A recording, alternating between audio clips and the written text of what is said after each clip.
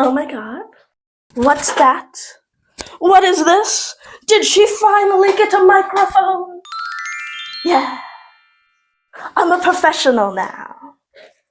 We'll say a microphone is all that makes a professional YouTuber a YouTuber. We'll ignore the fact that there's still no money coming in. And there won't be for a while. However, I do have a Patreon! Hello! My name is Ella Jean, your local fantasy author, and today we return to whatever the hell is happening with Scarlet Smith and her apocalypse. We're returning to the high school book I wrote when I was 14. It's a fantasy book. It is not good, like structurally and pacing-wise, but there are actually some pretty decent moments that like shock me to my core because I thought it was horrible when I initially read it back the first time at like 14 when you think everything's horrible. But we're going to see how chapter 6 goes, and there's a chance we get into chapter 7 because chapter 6 is like looks to be 3 pages, but I've turned 3 pages into a whole episode before. So we'll see how much Big Ella gets sucked into Little Ella's words. For those of you who don't know, I have finally made a Patreon. Right now, there's not a lot up there. I don't know how to price tiers correctly. I have a $5 tier, and then the $10 tier is kind of just like, I don't know, if you have extra money to give to a struggling artist. I know we're all probably in the vein of struggling artists, so I don't expect it from anyone. Right now, mainly what's posted on there are the full chapters of this book, all the way up to, hopefully by the time this video comes out, I'll have chapter 6, and if we go over 7, chapter 7 posted. So you can literally read along with the book that I found. I'm not saying it's a high-quality book. Big flashing words. Disclaimer. It's not a high-quality book. I hope to post high-quality writing. This is just much more the fun behind-the-scenes dregs. Don't expect to read this book and go, oh my god, this is it. I am getting a masterpiece. No, you're paying to laugh most of the time and maybe understand some context of these videos better. I don't know. If it's not what people want, I plan to post more and just kind of expand it and see what I got. So let's get into chapter 6. Little Ella doesn't know how to write transitions. The first line is literally, the rest of my day was uneventful, but I guess I couldn't even do anything to top the morning I had. Yep, she's apparently, they're just letting her, they're just letting her work on school stuff. We'll ignore the fact that the apocalypse is going on. This is because little Ella doesn't know how to structure a book. We've learned that. There is seemingly a deleted paragraph. I don't know what it was meant to say. It was none were too damaged, which is a relief, but the shelf. What the fuck? I think that ends up leading to a supernatural reference. I don't know if the supernatural reference comes later, or if little Ella was too embarrassed to include a supernatural reference in a book that she literally shared with no one. If that doesn't show you what undiagnosed anxiety does to a person, then we have another, like, a fast forward through a scene, because she casually says, that night before I went to sleep, I told them about Vanessa's offer and how I was going to take her up on it, the whole learning magic thing. We could see that. You could show us that. Trust me, you ain't overwriting in this book. And yet, I guess it's a difficult scene to write, so she was like, I can fast forward. I'm sure nothing interesting would happen when the ideas clash of literally 3 different people on almost the opposite ends of spectrums, and those stuck in the middle. It's fine.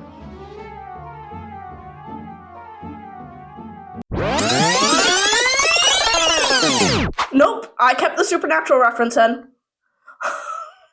So her shelf got knocked off, and then Baratil goes and fixes it. Scarlet's surprised, and like Baratil's like, oh, I grouped them up by what fit together. The Harry Potter ones all had similar outfits, even the same ties. This is before everything about Harry Potter is ruined and crushed under the foot of a woman who has no care for the community she built. And look at these, he pointed to my supernatural ones. All had similar looks as well. They looked unkempt. I can't believe he would call himself an angel, he said, pointing to Castiel. I love that I just have a scene of whatever. Well, it's actually very interesting. You see, Cass, just as I was about to explain that he wasn't always an angel, Exafon poked his head in. Irebug, do you really think he fixed it for you? He laughed. Angels are obsessed with perfection. He probably couldn't stand the thought of it looking out of place. Now, had that had any degree of subtlety, that would be nice. The idea that, like, she's honestly shocked that he does something nice. He didn't do it to be nice, but it still had the good result. And dealing with that confusion of, that's not why I did it, but I benefit from it, so Exafon tries to come in there and ruin it, could have been a good moment. I trundle through it like elephants through a fucking china shop. That is not the phrase. That is not the phrase. Not like bowls make any more sense. She's mentioned Exafon burning her food twice, and how, like, she's doing everything in her power to avoid it. She had takeout for dinner, and she made herself toast, not wanting to have my eggs burnt again. And I'm like, I get that, like, having fire turned up on you would be traumatic, and, like, all of that. But with all the other shit going on, you're still peeved he burnt your stove? That's what you choose to be peeved about? Who knows? Little me has Scarlet with confidence and attitude. They show up at Vanessa's house because Exafon just knows where she lives, and she just assumes that they're there to learn magic. Once again, little Ella really didn't have any idea of, characters may not know everything. They didn't have their own lives. They were there for the plot, and you can see it. I attempt to describe things, but it all just ends up really flat. There were a lot of trees all over the yard. There was a garden, growing everything from flowers or vegetables to things that glowed and moved as if they were alive. I decided to stay away from one plant that almost bit me. Like, put any emotion behind that and it would have been a cool moment. But, like, the one sentence isn't enough. I do love, actually, this is great. The room itself felt like it was humming with energy and was at the exactly right temperature. Why point that out? No idea. Well, come on, what do you want to learn? Vanessa asked, moving to the center of the room. Preferably how not to die if someone tries to attack me again, I told her. At first she just laughed, but then she saw my look and stopped. Okay, how not to die 101 begins now. She grabs a weapon off the wall and tosses it at me. My amazing instincts kick in and I duck under it. I heard it clatter to the ground behind me. I could hear Exafon laughing at me from behind. I turned bright red. First rule, I'm not going to try and kill you. You can trust me. That's actually really funny. Instinct. Actually, her instincts are great. Like, I would not successfully duck under something that big if it was just thrown at me. So I don't know what little Ella's going on, like, making fun of with. My amazing instincts kicked in. I appreciate that it's like, oh, she's clearly supposed to catch this, but nope. And then, like, we get into magic. Everyone does magic differently, so Vanessa's just telling Scarlet to activate the staff. Scarlet's like, what the fuck? And I'm trying, but, like, there's no way to tell you. She tries to lash out at Exafon, and the staff doesn't work. And then, of course, classic heroine moment. He mocks her, and it, of course, activates, and she smacks him. It's a good character moment. Fuck it. As much as I'm making fun of the cliche, it's a good character moment. Exafon's proud of her. And then Baratil's like, oh wow, the human can draw blood and activate a weapon. She still would have been dead from how long that took to do. And then we have a beautiful moment of, I don't know the context of what's being set up. Oh no, I know what it is. Because Scarlet's like, but I was just trying to imitate Exafon when he uses fire magic, I said. And he's a demon. I thought he would use chaotic magic. Actually, Baratil piped up, Exafon is a very special case. You see, he wouldn't get to finish his sentence because he suddenly went flying towards the wall. Exafon used to be an angel. Exafon used to be an angel. Baratil and Exafon dated when Exafon used to be an angel. So Baratil's like totally mocking Exafon there, being like, actually, he's a fallen angel, and Exafon's response is to throw him.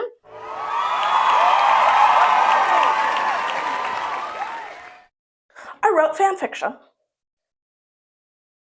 This is not hatred to fanfiction. I want to make this very clear. This is not hatred to fanfiction, but fanfiction typically has different qualities to their writing than a typical book might. This is not always the case, but to me, typically fanfiction is very much self-serving. Everyone knows the characters you're reading. Everyone knows the story when they enter it, so there's no need to establish shit. You just get to see the characters you like doing the things you want them to do. And that is what this book is. It is wish fulfillment. It is me going, this is the story I want to write and this is how I write it. And suddenly it makes sense that I don't do good at transitions because, well, when everything happens the way it's supposed to, smoothing between moments that are just supposed to happen feels unnatural. Oh my god, I figured it all out. That is the end of chapter 6. My guess is little me totally meant for it to go on, but found that moment so cool that she went, nope, end it right there. Cliffhanger. What the fuck? So we're gonna go straight on to chapter 7 because that was like nothing. Though I can appreciate the good moment of like, that's it, that's the end. So Exophon like attacks Baratiel. Oh shit! Little Ella figured it out. So it's established in the earlier chapter. I thought this was just bad writing, so I didn't mention it. But that chaotic magic is done through emotions, balanced magic is done through being calm. Exophon has been said to look really eerily calm when he does like set shit on fire.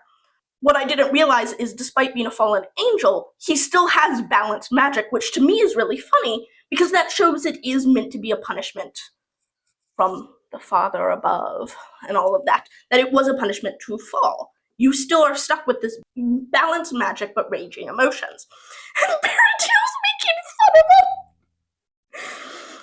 of him! Really, Exophon Baratiel just said calmly, you can't use balanced magic when you're angry like this. And you really can't harm me without magic. Exophon just screamed and broke out of Baratiel's magic. Baratiel had him floating, trying to attack him again. His claws dug into Baratiel's arm, which drew blood to the surface. His blood was red, like human blood, and that surprised me compared to Exophon's black blood.